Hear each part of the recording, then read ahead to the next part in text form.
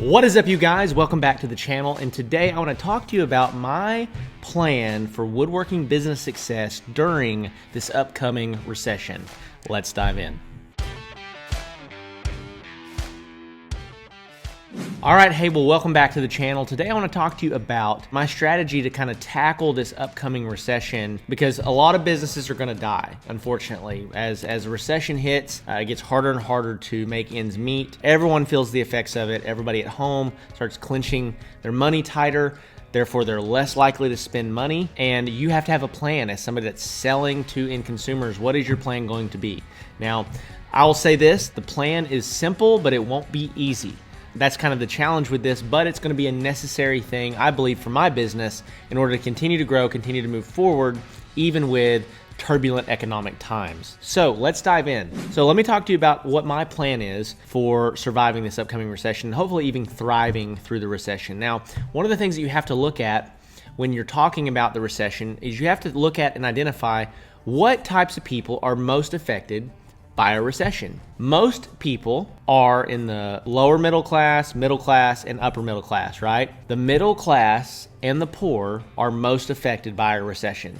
You look back throughout history, they lose their jobs, their wages are cut, they are clenching, holding on for dear life, trying to save their money, right? Who is not affected by a recession? The upper class, the wealthy, those that own businesses, those that run major corporations, those that are on the top side of businesses, economies, etc. And so essentially, we have to figure out how to position ourselves to no longer sell to those that are affected by a recession.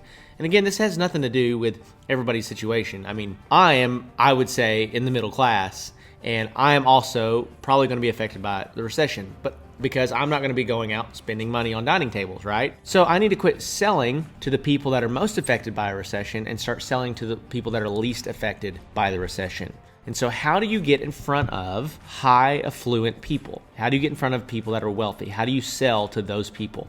Well, there's multiple strategies here. You could find those people specifically and you could get connected to them. You could advertise to them. You can send mailers out to them. Or you can deal with the people that they usually deal with when it comes to building, designing, furnishing their home. If you're in my space, if you're in the custom furniture space. Okay, Zach, so how do I tap into that market? Well, I want to give you a couple different ways that you can tap into the higher class, wealthy market. Here's number one. You tap into interior designers. Interior designers, if you're unaware, an interior designer is somebody that generally the wealthy hire to design their home and furnish their home, that has gone to school, they know color palettes, they know design details that all work and flow together to create a really aesthetically pleasing space, right?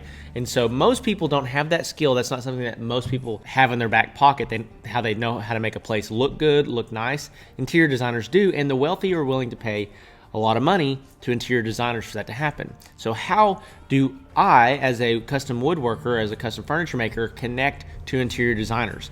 Well, there's a few different ways, but I need to find out where they are. So I need to either get addresses, phone numbers, or email addresses, right? To where I'm either sending them something in the mail, I'm giving them a call, or I am sending them emails. Now, what's super important about this is that as you do this, you have to have a strong brand. If you don't have a strong brand, if you have terrible photography, if you have poor products, you're not going to resonate with the interior designers because they work with high-class companies. They work with high-class clients. These are high-class individuals. Interior designers make really good money. So they're not going to put products from Joe Smo into this $2.7 million house that they're working on, right? So you have to set yourself apart, and you have to be professional if you're going to reach out to interior designers. The second way that you can start connecting with the higher class market is through high-end retailers. But instead of continuing to serve the middle class or upper middle class, we have to make stronger connections to the places and the people that the wealthy go to and they know. So the last thing that I want to say about this is that in order for this to work, it has to make financial sense for everybody. So it has to make financial sense for you, but it also has to make financial sense for the interior designer or the retailer that you're trying to sell to. Now, one thing that I have always known about my own brand is a lot of our standard farmhouse designs, the things that we sell direct to consumer, we don't have good enough margins to be able to sell those wholesale, because wholesale needs to, well, they want to be able to double Like if you sell it to them for $1,000, they need to be able to sell it for $2,000. If you sell it to them for $1,500, they need to be able to double it for it to be worthwhile, because they can get stuff imported in other places, they can double it and they can make good money, while ultimately the price is still low enough for the end consumer that it makes financial sense for them. Now, I say all this to say that you have to get strategic with your pricing angles, okay? It has to make sense for everybody. So if you go to a wholesaler or you go to interior designers and they're like, okay, I love your stuff, it's beautiful, what's the price? And you're charging them astronomical prices, they have to try to turn around and upcharge that for it to make sense for their end client, their end customer. So you have to figure out, how am I going to source my wood differently? How am I going to lower my cost to manufacture? How am I going to streamline what we're doing in a way so that we build an added margin? Or you figure out, how do I sell really high-end, fine products? Like, how do I change my designs? How do I make this next level so that I can justify my higher prices to the interior designers or the retailers that I'm trying to sell to? So as you go into this upcoming recession, 2023, I'm pretty confident there's going to be a recession. Most everywhere you look, all the news channels, which a lot of people love to scare you half to death. That's how they make their money. That's how the news stays in business, because they like you being afraid. But there is some real cause for concern in lots of ways. Interest rates continue to climb. Home prices are starting to dip. There's been major layoffs at giant corporations throughout the country. There are some concerns. I don't know how bad it's going to be yet, but I would anticipate a recession in some regard. And this is, in my opinion, the best plan that I've come up with for woodworking businesses to stay in business and continue thriving through really difficult times.